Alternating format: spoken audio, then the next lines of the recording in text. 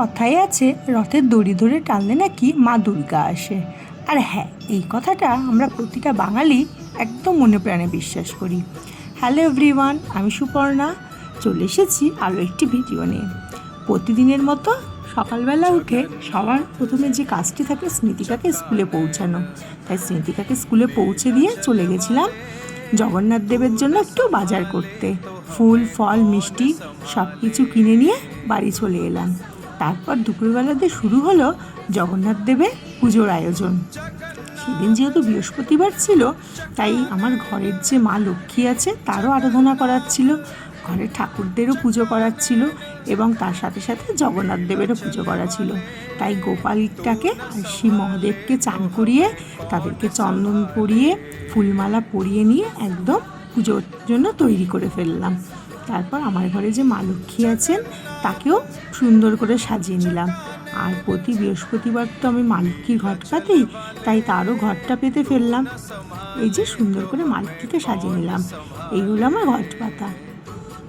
আপনারা কে কে প্রতি বৃহস্পতিবার ঘট পাতেন কে কমেন্টে কিন্তু অবশ্যই জানাবেন। ঘরটাকে সুন্দর করে সাজিয়ে নিয়ে আমের পল্লব দিয়ে পান পাতা, বেলপাতা, দুব্বো, কলা, ধান যা যা কিছু দেওয়ার দিয়ে মা লক্ষ্মীর পুজো করলাম। তার সাথে সাথে জগন্নাথ দেবেরও পুজো হয়ে গেল। এই দিনগুলো না ভীষণ মিস করতাম আগে, নিজের ছোটোবেলার কথা খুব মনে পড়ে। আর এখন মেয়ে হওয়ার সাথে সাথে এই যে নিজের ছোটোবেলাগুলো আবার ফিরে পেয়ে গেছি। আগে যখন ছোট ছিলাম নিজেদের জন্য রথ সাজাতাম, হ্যাঁ অবশ্যই বাবা কাকারা সাজিয়ে দিতেন, আর আজ আমার মেয়ের বাবা তার রথ সাজিয়ে দিচ্ছে।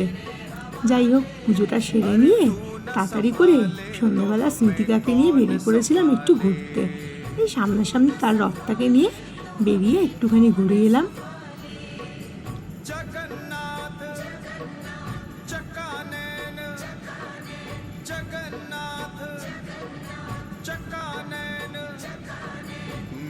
সত্যি কথা বলতে এই যখন পুজো করি না, মনটা সত্যি খুব শান্তি হয়ে যায়। জানি না কেন পুজোর মধ্যে যেন একটা আলাদা ভক্তি, আলাদা শান্তি সব কিছুই লুকিয়ে থাকে। তাই নিজের যতটুকু সামর্থ্য সেইটুকুনি দিয়ে ভক্তি দিয়ে চেষ্টা করি ভগবানের আরাধনা করার।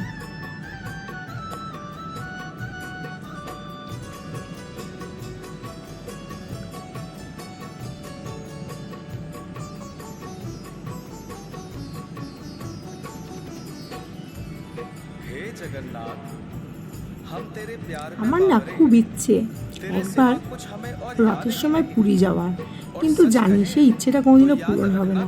তার কারণ আমি যদি পুরী চলে যাই তাহলে আমার ঘরের যেই ঠাকুর আছে তাদেরকে কে পুজো করবে বলি রথের দিনকে। এই যে স্মৃতিকা বেরিয়ে পড়েছিল তার রথ নিয়ে।